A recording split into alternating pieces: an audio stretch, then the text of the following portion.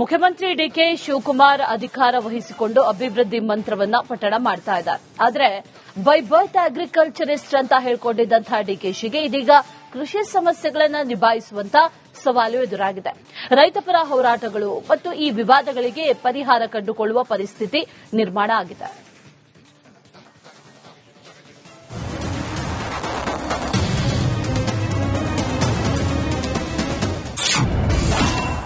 CM ಡಿಕೆಶಿಗೆ ಕೃಷಿ ಸಂಬಂಧಿಸಿದಂತೆ ಸಾಲು ಸಾಲು ಸವಾಲು.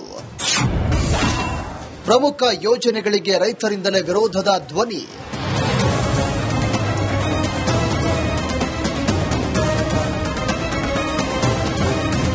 ರಾಜ್ಯದಲ್ಲಿ ಮುಖ್ಯಮಂತ್ರಿ ಗದ್ದುಗೆಗೆ ಡಿಕೆ ಶಿವಕುಮಾರ್ ಏರಿದ ಬಳಿಕ ಟಾರ್ಗೆಟ್ 100 ಅಭಿಯಾನ ಶುರು ಮಾಡಿದ್ರು. ಇದಕ್ಕಾಗಿ ವಿಭಾಗವಾರು ಸಭೆಗಳನ್ನು ನಡೆಸಿದ್ರು. ಯಾಕೋ ಏನೋ ಮುಖ್ಯಮಂತ್ರಿ ಡಿಕೆ ಶಿವಕುಮಾರ್ಗೆ ಕೃಷಿ ವಲಯಕ್ಕೆ ಸಂಬಂಧಿಸಿದಂತೆ ಸಮಸ್ಯೆಗಳು ಎದುರಾಗಿವೆ. ಅದರಲ್ಲೂ ಹಳೆ ಮೈಸೂರು ಭಾಗದ ರೈತರ ಆಕ್ರೋಶದ ನುಡಿಗಳನ್ನು ಎದುರಿಸಬೇಕಾಗಿದೆ.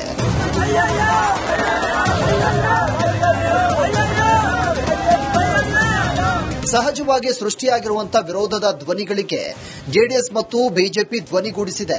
ಆ ಮೂಲಕ ಡಿಕೆ ಶಿವಕುಮಾರ್ ಸರ್ಕಾರ ರೈತ ವಿರೋಧ ಸರ್ಕಾರ ಅನ್ನೋದು ಬಿಂಬಿಸುವ ಪ್ರಯತ್ನ ಆರಂಭಿಸಿವೆ.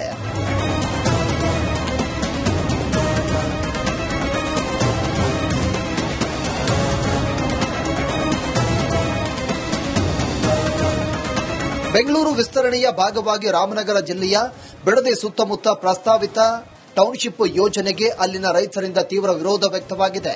ತಮ್ಮ ತುತ್ತಿನ ಚೀಲವಾದ ಫಲವತ್ತಾದ ಭೂಮಿಯನ್ನು ಕಳೆದುಕೊಳ್ಳಲು ರೈತರು ಸಿದ್ದರಿಲ್ಲ. ಬೆಂಗಳೂರಿಗೆ 2ನೇ ಏರ್ಪೋರ್ಟ್ ನಿರ್ಮಾಣಕ್ಕೆ ಕನಕಪುರ ಭಾಗವನ್ನು ಪರಿಗಣಿಸಲಾಗುತ್ತಿದೆ ಎಂಬ ಚರ್ಚೆಗಳು ಮುನ್ನೆಲೆಗೆ ಬಂದ ಕೂಡಲೇ ಡಿಕೆ ಶಿವಕುಮಾರ್ ಅವರ ಸ್ವಕ್ಷೇತ್ರದಲ್ಲೇ ತೀವ್ರ ಆಕ್ಷೇಪಗಳು ವ್ಯಕ್ತವಾಗಿವೆ.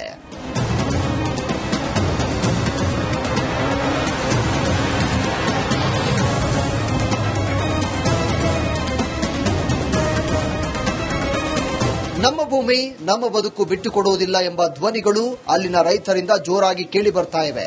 ಕಾವೇರಿ ನೀರು ಹಂಚಿಕೆ ವಿಚಾರ ಮತ್ತು ಮೇಕೆದಾಟು ಯೋಜನೆ ಅನುಷ್ಠಾನದ ಸಂದರ್ಭದಲ್ಲಿ ಮಂಡ್ಯ, ಮೈಸೂರು ಸೇರಿದಂತೆ ಕಾವೇರಿ ಜಲಾನಯನ ಪ್ರದೇಶದ ರೈತರ ಹಿತಾಸಕ್ತಿಗಳ ರಕ್ಷಣೆಯ ಪ್ರಶ್ನೆ ಎದುರಾಗಿದೆ.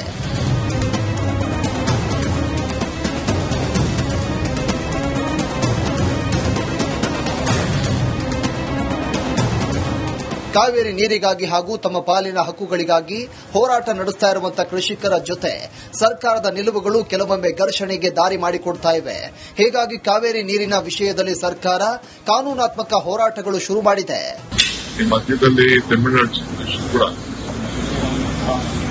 ನನ್ನ ಹತ್ರ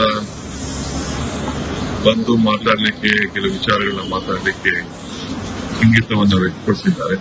ಚೀಫ್ ಸೆಕ್ರೆಟರಿ ಲೆಟರ್ ಬರೆದಿದ್ದಾರೆ. ನನ್ನ ಹತ್ರ ಫೋನಲ್ಲಿ ಮಾತಾಡಿದ್ದಾರೆ. ಕೂಡ ದೂರದಿಂದ ಅವರಿಗೆ ನೋಡಬೇಕಾದ. ಅಲ್ಲದೆ ಬರಗಾಲದ ಪರಿಸ್ಥಿತಿ ಸಂದರ್ಭದಲ್ಲಿ ರೈತರು ಬೆಳೆ ಬೆಳೆಯುವ ವಿಚಾರವಾಗಿ ಸಿಎಂ ಡಿಕೆ ಶಿವಕುಮಾರ್ ತಾಂತ್ರಿಕವಾಗಿ ಸಲಹೆ ಕೊಟ್ಟರು. ರಾಜಕೀಯವಾಗಿ ಟೀಕೆಗಳನ್ನು ಎದುರಿಸಬೇಕಾಯಿತು. ನಾನು ರೈತ ಕುಟುಂಬದವನು, by birth I am agriculturist ಅಂತ ಹೇಳಿದ್ದ ಡಿಕೆಶಿಗೆ ಈಗ ಬಿಕ್ಕಟ್ಟುಗಳು ರಾಜಕೀಯವಾಗಿ ಇಕ್ಕಟ್ಟಿಗೆ ಸಿಲುಕಿದಂತೆ ಮಾಡಿದೆ.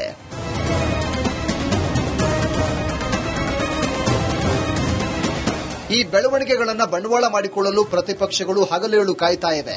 ಮುಂದಿನ ದಿನಗಳಲ್ಲಿ ಡಿಕೆ ಶಿವಕುಮಾರ್ ಅವರನ್ನ ರೈತ ವಿರೋಧಿ ನಾಯಕ ಅಂತ ಬಿಂಬಿಸಲು ಪ್ರಯತ್ನ ನಡೆಸಲು ಮುಂದಾಗಿವೆ.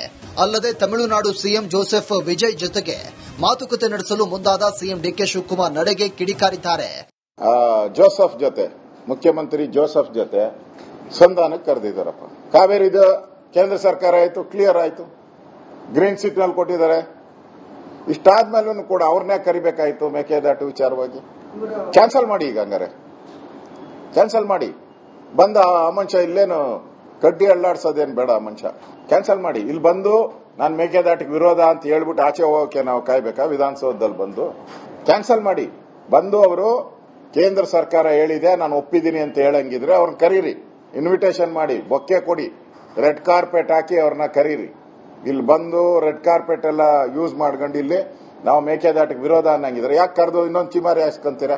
ಮುಖ್ಯಮಂತ್ರಿ ಗದ್ದುಗೆಗೆ ಏರಿದ ಡಿಕೆ ಶಿವಕುಮಾರ್ ಅವರಿಗೆ ಈ ಕೃಷಿಕರ ಅಸಮಾಧಾನದ ಬೆಂಕಿ ದೊಡ್ಡ ರಾಜಕೀಯ ಅಗ್ನಿಕುಂಡವಾಗುವ ಮುನ್ನವೇ ಎಚ್ಚೆತ್ತುಕೊಳ್ಳುವುದು ಅನಿವಾರ್ಯವಾಗಿದೆ. ಇಲ್ಲವಾದರೆ ರೈತರ ಕಣ್ಣೀರು ಅವರ ಉತ್ತುಂಗದ ರಾಜಕೀಯ ಯಾನಕ್ಕೆ ದೊಡ್ಡ ತಡೆಗೋಡೆಯಾಗುವುದರಲ್ಲಿ ಸಂಶಯವಿಲ್ಲ.